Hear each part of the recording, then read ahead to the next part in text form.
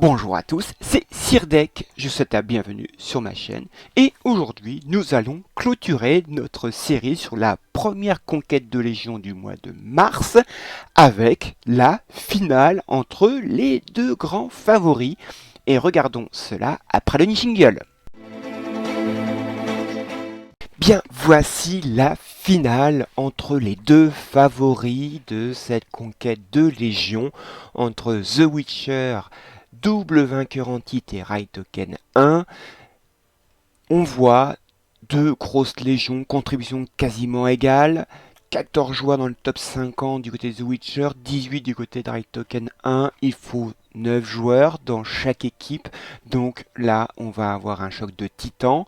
Et vous voyez, The Witcher conserve son titre 3-2. Un match très serré. Je vous propose de voir deux matchs de cette incroyable confrontation. Voici les différentes rencontres et on voit que malheureusement, un des joueurs de la RTK n'a pas pu faire son match, soit il arrivait trop tard, soit il n'était pas disponible, ce qui fait que le joueur Ken Flush a, donc Viper Kenji, a gagné par absence, ce qui laisse du coup une interrogation du côté d'Array Token 1, peut-être qu'ils auraient pu gagner ou peut-être pas, on le saura jamais. Je vous propose de voir un premier match, le match de Tinken contre Rollo. Vous voyez, ça va être Camus GC contre Camus GC. Et oui, deux Team Freeze vont se faire face l'une en face de l'autre. Donc Tinken est en fin de compte PSL de chez Witcher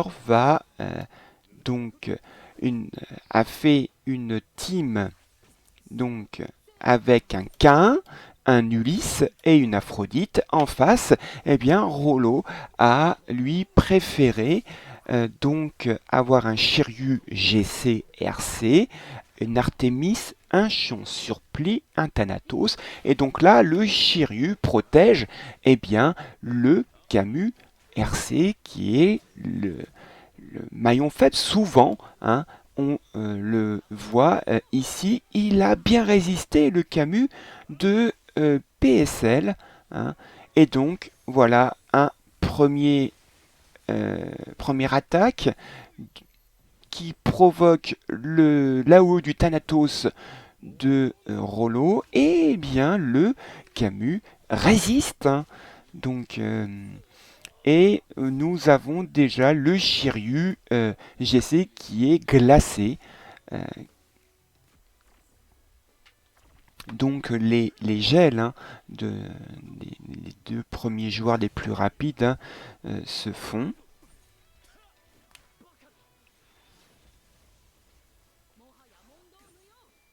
Et on voit que le Camus ne meurt pas.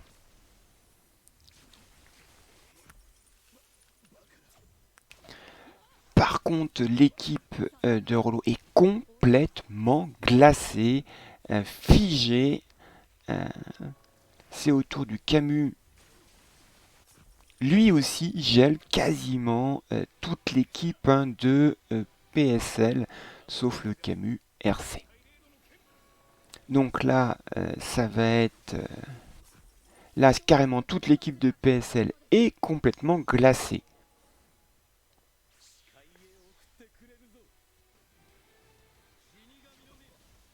Ça y est, cette fois-ci, le Camus est mort, peut-être pas, puisqu'il va être ressuscité.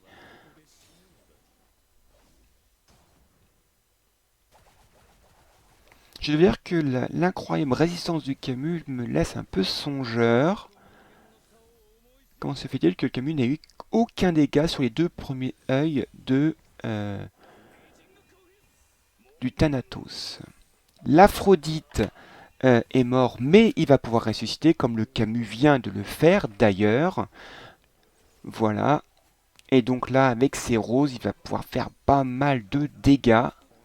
On voit d'ailleurs le Camus GC de Rollo tombe, ainsi que le Shiryu GC RC. On voit un Aphrodite RC, qui est pourtant un personnage très ancien et qui est encore très efficace.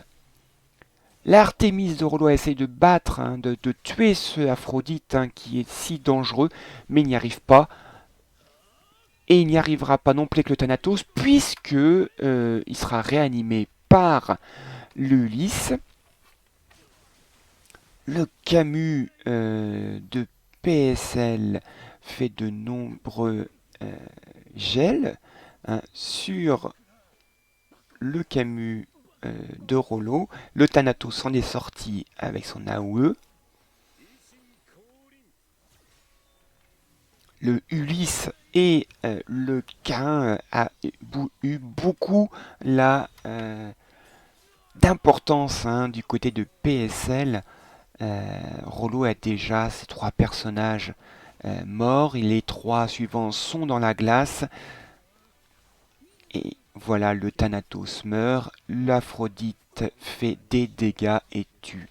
Ça y est, victoire du joueur de The Witcher, bravo à lui. Donc nous avons vu un premier match très intéressant de Freeze contre Freeze. Alors ce Camus RC de chez PSL, dont Tim Kent, a-t-il résisté peut-être avec un Cosmo Ambre? Peut-être, mais c'est vrai qu'il a survécu à deux œils de Thanatos, l'un sur l'autre.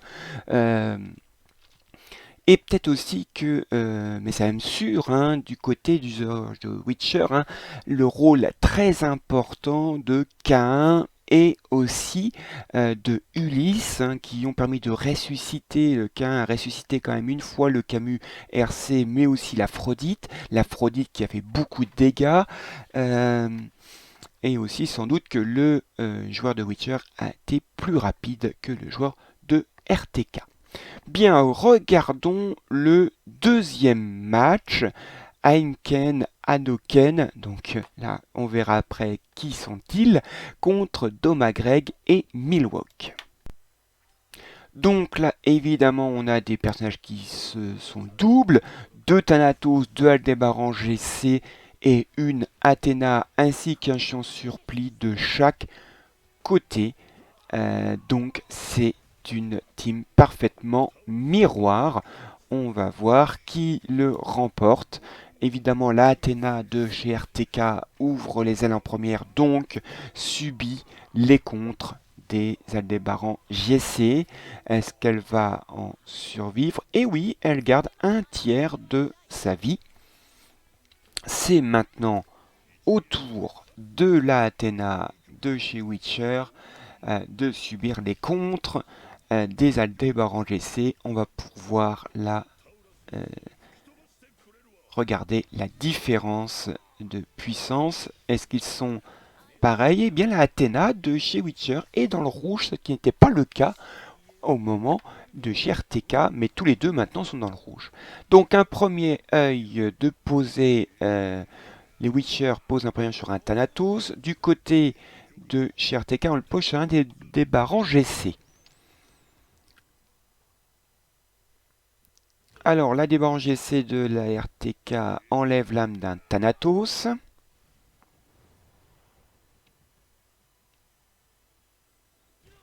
Et le deuxième Aldébaran enlève l'âme de l'autre Thanatos qui provoque l'AOE du Thanatos de chez Witcher. Et voilà, il y a déjà l'Athéna qui est en forme fantôme. Ça déclenche un AOE du Thanatos de chez RTK et vous voyez comme les âmes sont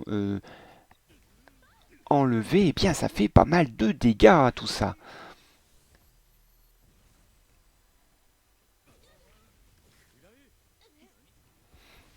Et là, évidemment, ça provoque des comptes des Aldébaran GC. Ça provoque une autre AOE d'un Thanatos de chez The Witcher. Mais pour l'instant, en effet, hein, les personnages de The Witcher sont en plus mauvaise posture. Les deux Thanatos sont dans le rouge.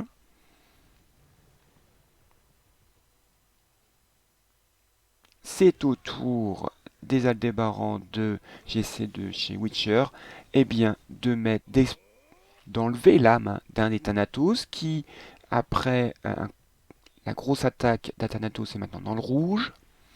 L'autre Thanatos vient de voir son âme sortir de son corps. Et voilà comment The Witcher rétablit la situation. Et on voit un des Thanatos de chez RTK est mort. RTK rend l'appareil. Et du coup, le Thanatos de chez Witcher meurt. Mais la Athéna exécute le chant sur pli de RTK. Attention, voilà, il n'y a plus de Thanatos du côté de chez Witcher. Et c'est maintenant le même cas chez la RTK. Donc c'est un match extrêmement serré. Donc les deux Aldébaran GC sont vivants du côté des deux côtés. Et la Athéna de chez RTK rend l'appareil puisqu'elle exécute à son tour le chant sur pli de chez Witcher. Et donc on a exactement les mêmes personnages vivants de chaque côté, mais avec un léger avantage pour la RTK, puisque un des Aldébaran GC de chez Witcher est en mauvaise posture. Et maintenant, ils se font des contres, ni plus ni moins. Et la Athéna de chez RTK élimine évidemment le Aldébaran GC de chez Witcher et prend ainsi l'avantage. Et évidemment, donc là, c'est mal engagé pour The Witcher à partir de ce moment-là, puisque là, ils sont à 3 contre 2. Et l'un des Aldébaran GC sort l'âme du Aldébaran GC restant de chez Witcher. Maintenant, les contres vont aller sur l'âme de cet Aldébaran GC qui ne devrait pas rester très longtemps. Voilà, c'est terminé. Voilà, victoire de RTK. Bien, c'est sur ce deuxième match que vont se finir ces rediffusions de la première conquête de Légion du mois de mars pour les serveurs E25 à E30. J'espère que ces rediffusions vous ont plu, j'espère qu'elles vous ont donné des idées pour vos propres matchs de PVP, j'espère que vous avez aimé ces matchs parfois très serrés, très hypants comme on peut dire. Donc n'hésitez pas à mettre un petit commentaire si vous avez des suggestions notamment. Je répondrai à chaque fois, à chaque commentaire. Je vous souhaite à tous un bon jeu, amusez-vous bien et à la prochaine fois. Allez, salut!